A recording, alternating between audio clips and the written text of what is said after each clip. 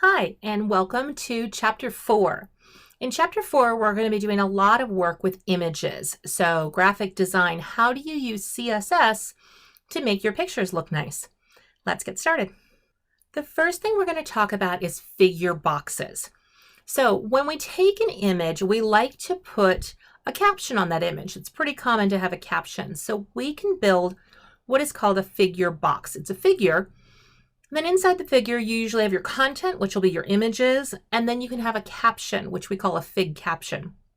This allows us to use our CSS to make the figure and its caption look the way that we want. When we talk about images, it's important for you to use the right image for the right reasons. Sometimes you're going to want to use vector images like SVGs, which can be easily resized without losing quality. If you're going to use an SVG, it's a vector graphic that is created through a series of mathematical operations rather than like a real life picture. They're smaller in data size because you don't have to store each pixel than a bitmap, and they can be easily resized, but they also don't look real. So a lot of times, and they've gotten much, much better over time, but bitmap images usually look more like real pictures, whereas vectors may look a little cartoony or just really straight lines. But you can use vector images or you can use bitmap images, either a GIF, which is the oldest standard, or GIF, depending on who you are. You can do transparency and you can do animations, but they're not really good for just pictures anymore. JPEGs use file compression, but you can't do that transparency or animation. And then the current one that almost everybody will use is a PNG or PNG, which is great for websites. It has both transparency and animation and supports compression so that your files aren't so large that it takes forever for them to download. Let's go ahead and watch the code on how to create figure boxes in our website. In this tutorial, we're going to be doing the tree and book website of family genealogies. So it's going to be a lot of pictures and descriptions about this family. So we're going to be doing the Komatsu family. And this is what we start with. So we should have a lot of pictures because it's a genealogy site, lots of pictures in there. A couple of different pages, one for each of the people in the family, and then a main family page, and then a couple of different CSS styles that we're going to be playing with. So starting with our first page, we're going to be adding a figure box. This is what the page looks like right now before we even add our CSS. So let's go ahead and get our first sets of CSS in. Go ahead and do our renaming and putting our name in our comments. And we're going to go ahead and add in our CSS. It's always a good thing to start with your CSS, just because you want to have an idea and you want to be able to go ahead and do a print or a refresh anytime that you need to. So making sure that that's put in first is always a good idea. So style sheet. Okay, that's our reset. Remember, we always use our reset. And our second is going to be our TB styles 1. And our next is going to be our TB visual 1. So remember, our TB style or our TB visual here is not filled out yet. So we're going to be adding in stuff to that as we go along. I am going to go ahead and rename it now so that I know that it is done. You can always tell when you're working on these projects, as I'm sure you've figured out by now, that you can look at the TXT to figure out that that's a file that you're going to be changing as opposed to ones that are already done for you. So again, we had our resets with all of our base fields, and then our styles 1, which have just a couple things for the nav and the body. And you can see, oops, it's going to say it doesn't know the page because I had to rename the page.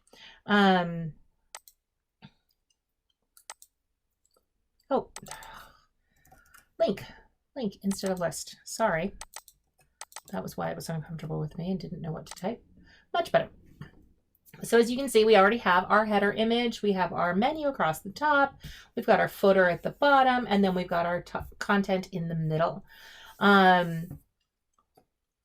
Let me go ahead and drop this down a little bit just to make sure that I can get all of my text in there. So you can see the contact us and the account so that the user can log in. I mean, it's a pretty nice looking site considering that we haven't actually added much. The first thing that we're going to do in our first page, so that's this one, this is our main family page, is we're going to be adding a figure box to the article element. So as you can see here, we have our header. Here is our article. So we're going to go to the article element directly after the H1. Insert the following code inside the header. So this is still in the header section, so we're not down to the left or right column yet. This is just the header section, and we're going to go ahead and add a figure. And inside of a figure, we usually have an image and then a fig caption. So we have our source of TV Komatsu. Make sure you use the PNG. That's going to be the whole family picture. Alt, and we can call that family portrait.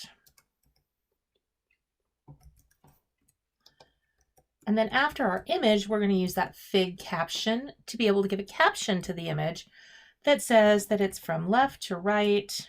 And it's always good to add a caption to your images.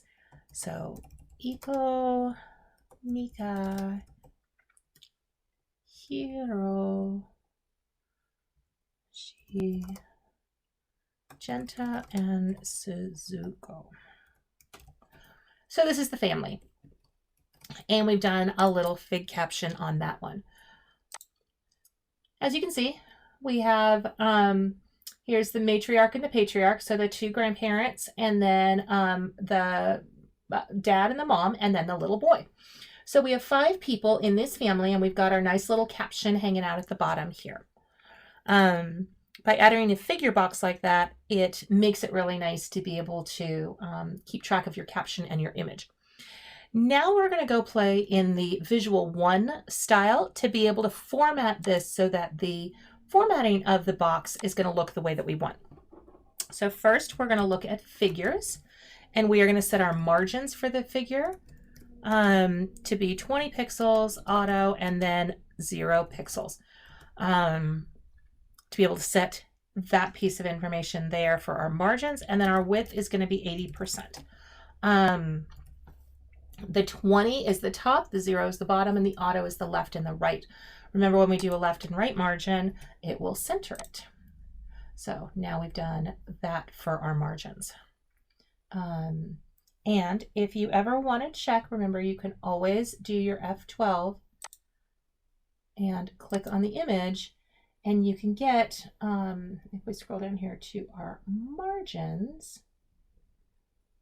height, margin, left and rights are 0s, margins top and bottom are also 0s for that. Hang on. Oh, that's for the image. Sorry. There we go. So our margin bottom is 0, left and right are the same because they're autoed, and top is 20. There we go.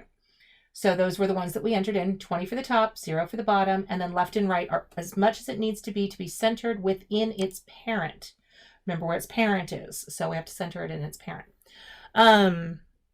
Next, we're going to be playing with a fig caption.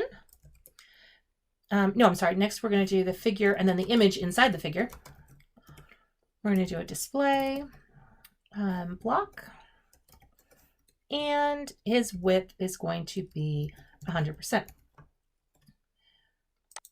As you can see, it increased it, made the width of the image a little bit bigger, and put it in a block. So that's nice. And then next we're going to be doing our fig caption. So figure and then fig caption inside of it. And inside of this, we're going to be just editing where that caption is. As you can see, it's kind of a little bit small, and it's all the way on the left line. We want to change some of that around. So we're going to do a background color of white. We're going to do a font family, and in this case we're going to do the Palatino Linotype, which you'll see when it comes up is just a really nice format that you can use. Palatino here, then Times, New Roman, and serif if you can't find any of the other families that I want. Okay, underneath our font family, we're going to go ahead and do our font style, and we're going to make it italic. Remember, styles go with italic or oblique. Paddings, we're going to do 10 point for the top and bottom and 0 for the left and rights. And then our text align, we can do that now because we're in a block. We're going to go ahead and make that centered. So you can see we made it white. We made it this kind of italicized, a little bit more scripty. We've added some padding at the top and the bottom, and because we had left and right centered, we didn't have to worry about padding on the left and right. So that was able to add the caption for us. The next thing we're going to talk about is our background styles. So when you have a background image, you can give an image to your background, and you can choose a couple of different styles on that. You can choose how you want to repeat it. So if you want to repeat the style over and over again, if you want it to just be repeated on the x-axis or the y-axis, you can do that.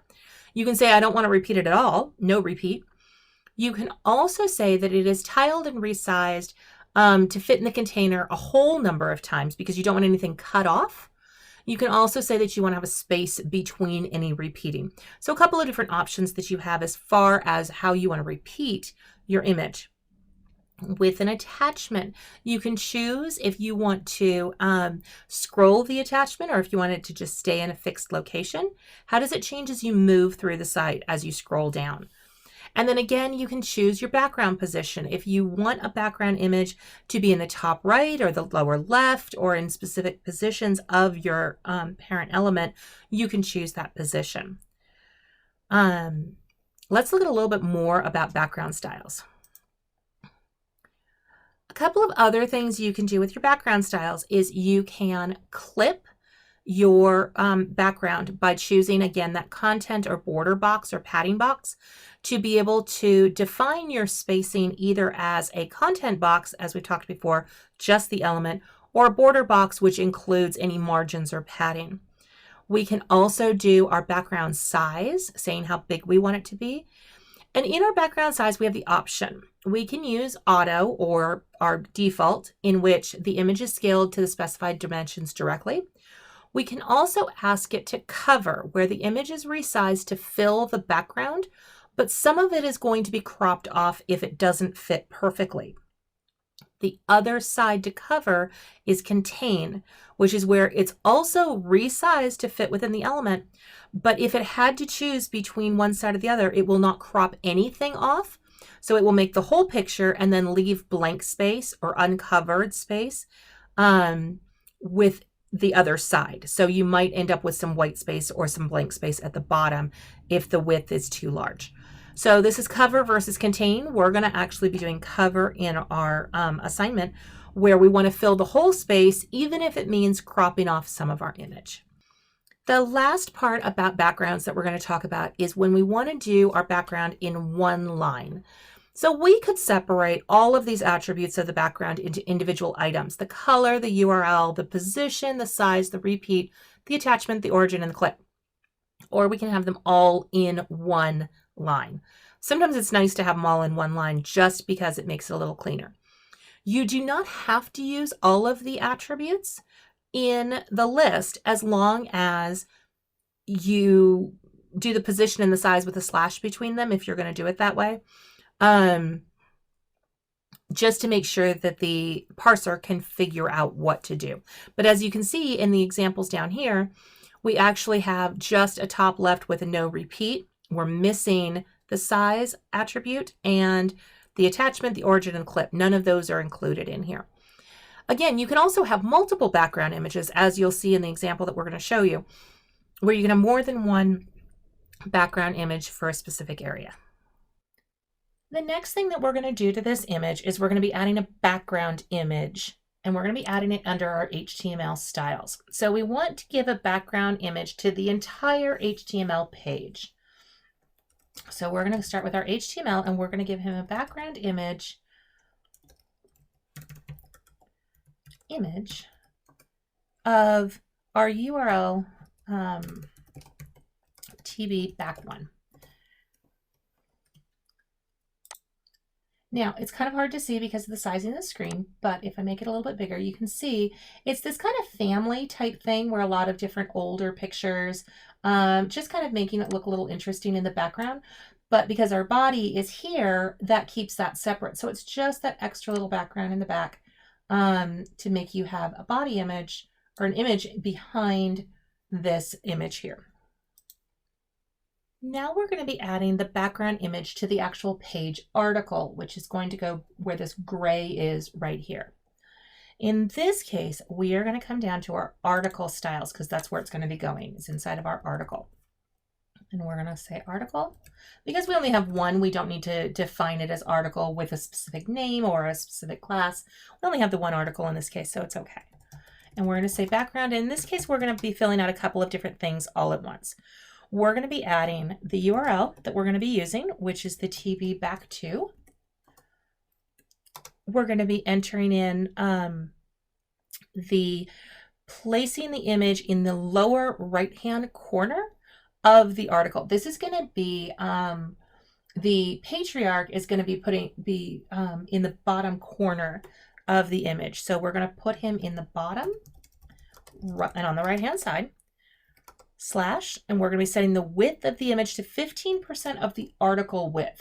So you see how big the article is where the text is. We want it 15% of that.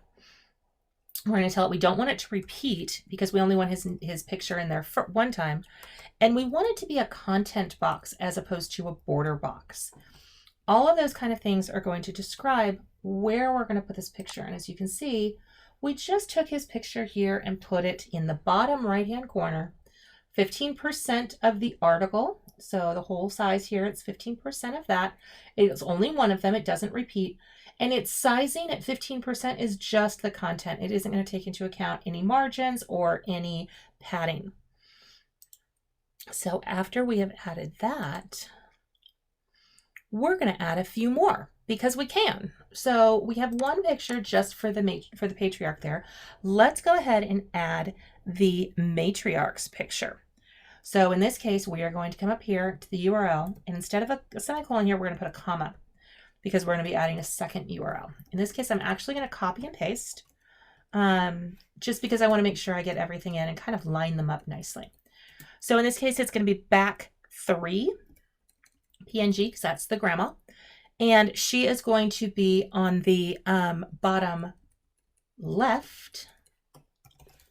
She is also going to be 15, and she is going to be a no repeat, and she is also going to be a content box. Now, once we finish with the two of those, so let's show you what that looks like. So we took grandma and put her over here. Next, we're going to go ahead and add kind of a piece of paper that's just kind of neat to have as a background, and we're going to do our URL, and this one's going to be TB back probably 4. There it goes. It is going to be 100%. It's actually going to fill the entire article section, and you'll see how that looks in just a second. We are going to ask it to go ahead and do cover and no repeating. We don't need to say the content box at this point. And you'll see this kind of yellowish or orangish gray, maybe pink, it depends on how it looks on your monitor. It's kind of a piece of paper that's kind of crumpled, and it's in the background as well, but and it's stretching to fill this entire space. So that is our background. Now we do have one more that we're going to add. In the off chance that this background does not cover everything, which in this image it does, but if it didn't, we want to add one more, which is just an RGB of a gray color so that we can have that if any of the images do not get covered. So we're using 211 for each of those. It's kind of a gray, but you're not going to be able to see it because our imagery actually looks just fine and it fits in there nicely. So that is our background for our article. When we want to look at our borders, it's important for you in your head to get kind of an imagery of what do the different borders look like. So we have our solid border, which all of you have probably seen, a double border, which is two borders, one inside the other. We can have a dashed or a dotted. Dotted are smaller little dots, whereas dashes are longer, more like dashes going all the way around. Outset and inset. So this is whether or not it looks like, we used to call it a button, whether the button was pushed or not pushed. Something kind of sitting out, like it looks like it's sticking out, or whether it is inside, like it is three-dimensional inside. We can also choose either a groove or a ridge, which does the same thing kind of as an inset and outset, kind of with a double layer of it. So it just looks deeper or sticking out more with a ridge as opposed to a groove. We also can have choice of none if we don't want to have any border. That's an option as well. Borders use the same concepts as one lines as what we've been doing with other things. We've talked about this in CSS, where you can have a border with a width, a style, and a color all in one line. Yes, you can flip the directions of those. Those don't need to be in one direction. You can also set each one of the entries as top, bottom, left, and right going clockwise. If you wanted to have red borders on the top and the bottom and blue borders on the left and right, you could do that. You can also specify them individually. The top border or the border top color will set the top side color explicitly. You can also do just the border color and do just two values, top and bottom, and then left and right. So let's go see what borders look like on our image from the project. We're going to go ahead and add a border to our page elements here. And we want to make sure that our page just adds a little bit of border around it so that we can see things a little bit better. So inside of our page body, we are going to add a body element here, and we are going to add a border on the left. In this case, we're going to do a one-line border. So we're going to do a 1 pixel solid, and we're going to use RGB, and we're going to use 51. And 51 is kind of a darker gray. So you can see we just added this black border right here on the edge. We haven't added one on the right yet though. So that's our border left. We're going to go ahead and copy and paste it and make this one a border right, so that we can add that black line on our right hand side as well. In addition, we're going to be adding some to the aside.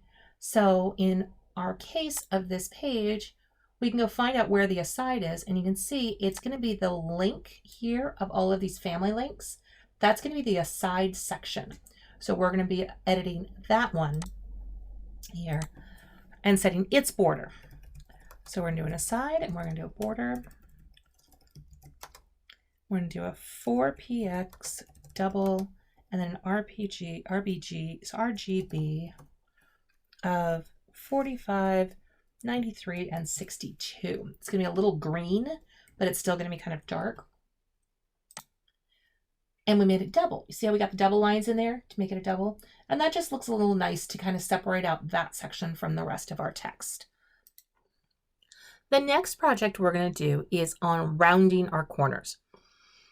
So our corners, if we want to round them, we have to think of what it would look like if we had a circle or an ellipse that had a border radius at a given point.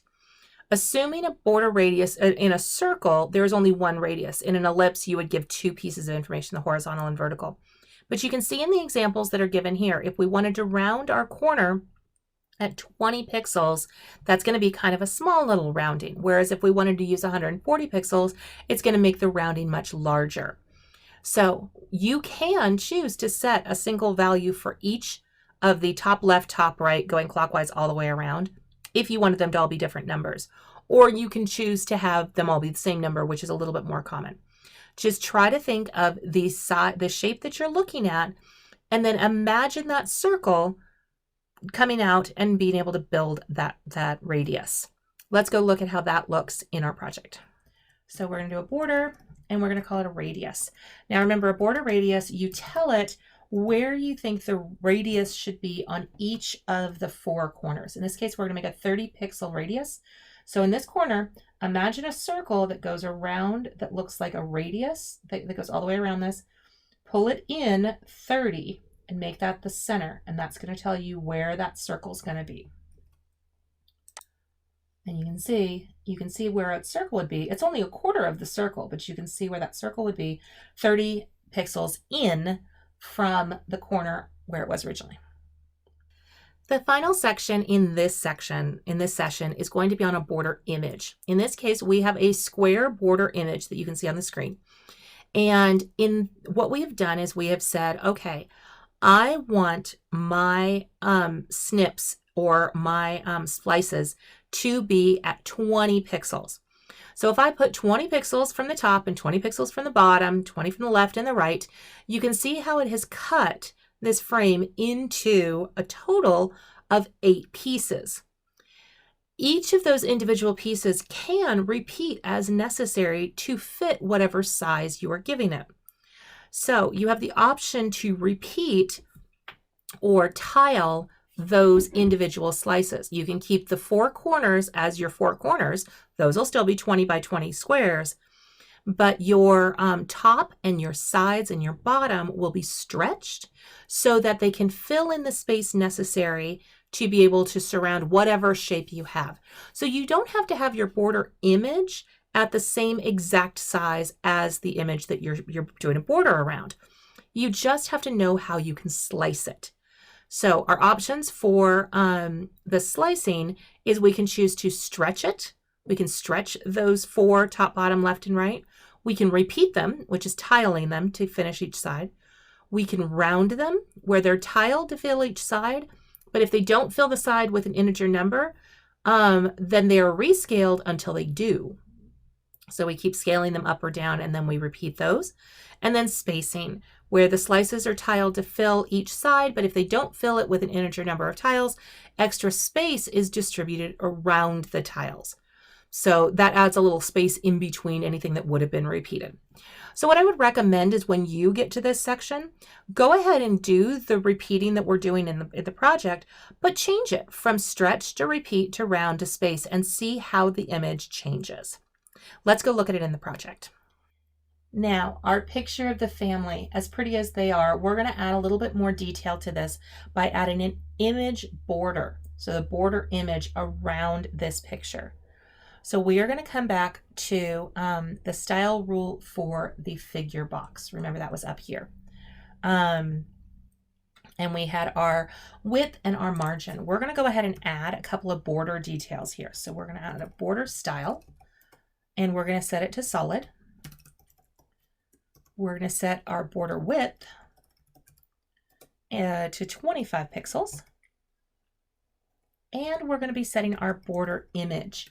Now, border images, as we said in the last slide, is important that you enter in both the image, the slice, and then how you want to handle the titles. So we're going to do border image.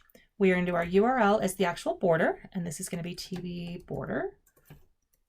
We're going to use 50 for our slice to slice the pixels at 50 pixels on each side to be able to split that up. And then we are going to tell it to repeat any situations where it needs to repeat. So it'll go ahead and do the 50 pixel slice for here, the edges, and then it will extend down the sides as necessary. And that is not right. TB border PNG 50. Oh, I don't need to put pixels. I got confused with the pixels. Better. So this image, you can see repeating. Here it's repeating up to here. So you can see how big the original image was. Same with here. It goes a little bit big and then little, and then here's that big and little. So you can see it repeating itself. But because of the way the image is designed, it's okay. So we had our 4 corners, and then we had a little section that it just said repeat as necessary to fill in the extra spaces. That way we were able to create our border. So that's the end of session 4.1. Don't forget to do your quick quiz, and then I'll see you back here for 4.2.